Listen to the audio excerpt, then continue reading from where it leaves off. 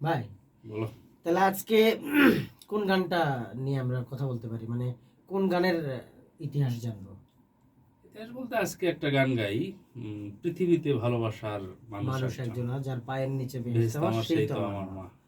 অসাধারণ। এ- এটা মনে হয় মেঘমুক্ত আকাশ অ্যালবামের হ্যাঁ, মধ্যে এটা দেয়া আছে। সমন্বয়ের অ্যালবাম মেঘ মুক্ত আকাশ অ্যালবামে আছে। আর মজার বিষয় হচ্ছে যে এই গানটা মানে সসাজের যে ভিজুয়াল হয়েছিল, প্রথম ভিজুয়াল হুম অ্যালবাম, সেই অ্যালবামে এই গানটা আমরা সমন্বয়ের পক্ষ থেকে গেয়েছিলাম আর কি, মহানগর নাট্যমঞ্চে হুম হুম হুম। এই গানটা আর এটার গেয়েছিলাম। মানে ভিজুয়ালও করা আছে আলাদা হ্যাঁ, করে। ভিডিও করা ওই যে আছে সিঁড়ি, তখনকার।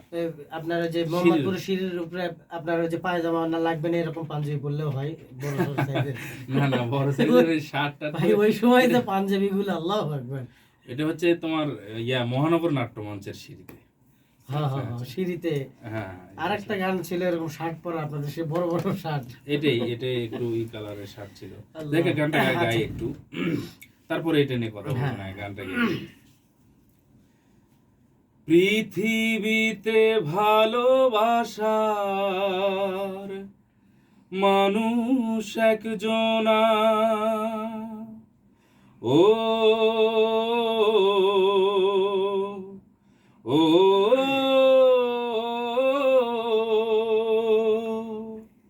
পৃথিবীতে ভালোবাসার মানুষ একজনায় আমার, পৃথিবীতে ভালোবাসার মানুষ একজনা, যার পায়ের নিচে বেহেশত আমার, সেই তো আমার মা, সেই তো আমার মা।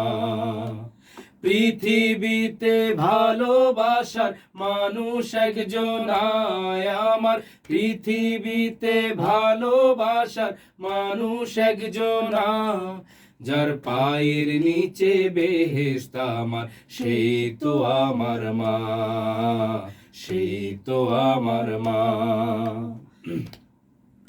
10 মাস 10 দিন গর্ভে ধরে কষ্ট করলেন যিনি, প্রসবেরই যন্ত্রণাতে ছটফট করলেন তিনি।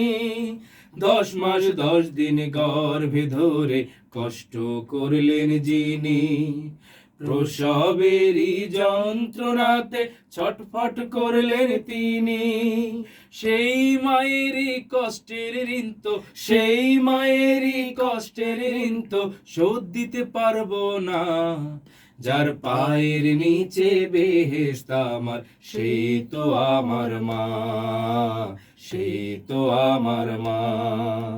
মাকে কত দিয়েছি গালি, পেয়েছে কত ব্যথা, হাসি মুখে থেকেছে কাউকে বুঝতে দেয়নি ব্যথা। মাকে কত দিয়েছি গালি, পেয়েছে কত ব্যথা, হাসি মুখে থেকেছে কাউকে বুঝতে দেয়নি ব্যথা। এমন মায়ের কারোর সাথে, এমন মায়ের কারোর সাথে হয় না তুলনা, যার পায়ের নিচে বেহেশত আমার, সেই তো আমার মা, সেই তো আমার মা। পৃথিবীতে ভালোবাসার মানুষ একজনায় আমার, পৃথিবীতে ভালোবাসার মানুষ একজনা, যার পায়ের নিচে বেহেশত আমার, সেই তো আমার মা, সেই তো আমার মা। মা বলে নামাজ রোজা কর তুই, কোরআন হাদিস পড়, খোদার বিধান করতে কায়েম, বাতিলের সাথে লড়। মা বলে নামাজ রোজা কর তুই, কোরআন হাদিস পড়, খোদার বিধান করতে কায়েম, বাতিলের সাথে লড়। দিনের পথে চলতে যে মা, দিনের পথে চলতে যে মা নিষেধ করে না, যার পায়ের নিচে বেহেশত আমার, সেই তো আমার মা, সেই তো আমার মা। পৃথিবীতে ভালোবাসার মানুষ একজনায় আমার, পৃথিবীতে ভালোবাসার মানুষ একজনা, যার পায়ের নিচে বেহেশত আমার, সেই তো আমার মা, সেই তো আমার মা, সেই তো আমার মা, সেই তো আমার মা। এই গানটা তোমার, এটা লেখা মূলত হচ্ছে যে মায়ের একটা গান লিখতে হবে, এই একটা থেকে, এবং তখন সম্ভবত এই গানগুলো প্রথম লেখা গানের মধ্যে আমার এটা একটা মানে অন্যতম এই গান। গানটা কিন্তু আগের মতো শান্তি তো আর এখন পাওয়া যায় না, এই গানেরও আগের গান। হ্যাঁ, এই গানটা কারণ আমার একটু মনে আছে, আমরা তখন ছোট করতোয়া শিল্পী গোষ্ঠীতে একটা ফরম করছিলেন আপনারা, যে মানে এই অ্যালবামে কারা কারা যুক্ত থাকতে চায়, 10 টাকা না কয় টাকা যেন একটা ফর্মের দাম ছিল, ওই ফর্মটা কিন্তু আমারও পূরণ করা ছিল।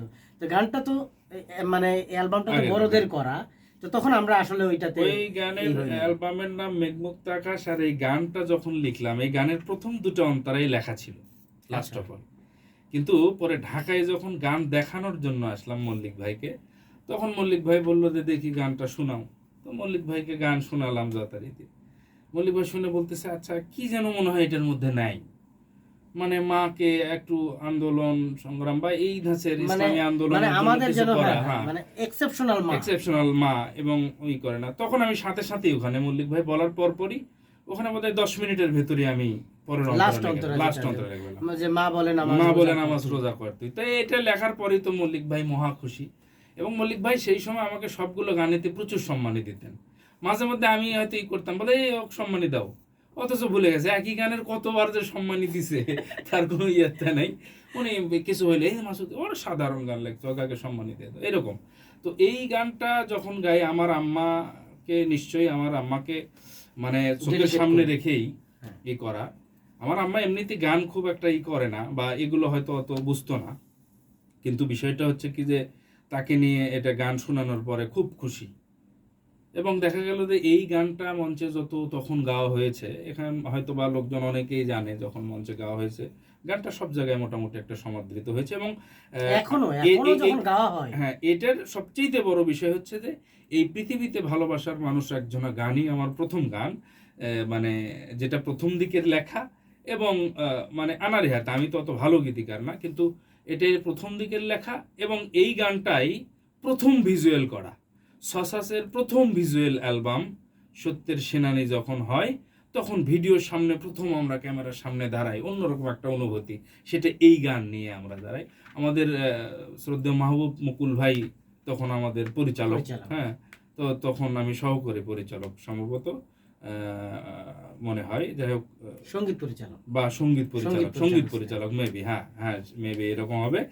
তো সহকারী ছিল মানে এনামুল ভাই, এরকম হতে পারে, যাই হোক আমার পুরোপুরি নেই। তো তখন আমরা এই গানটা গেয়েছিলাম, এটা একটা স্মৃতি বিজড়িত গান আর কি। এবং দুটো দিক থেকে, একটা হচ্ছে প্রথম দিকের লেখা, একটা হচ্ছে প্রথম ভিজুয়াল, আর একটা হচ্ছে যে এই গানে মল্লিক ভাই আমাকে সম্মানী দিয়েছিলেন, এবং এই গানটা লাস্টের অন্তরে মল্লিক ভাইয়ের পরামর্শক্রমে সাথে সাথে 5 মিনিটের মধ্যে লিখে ফেলছিলেন। আলহামদুলিল্লাহ।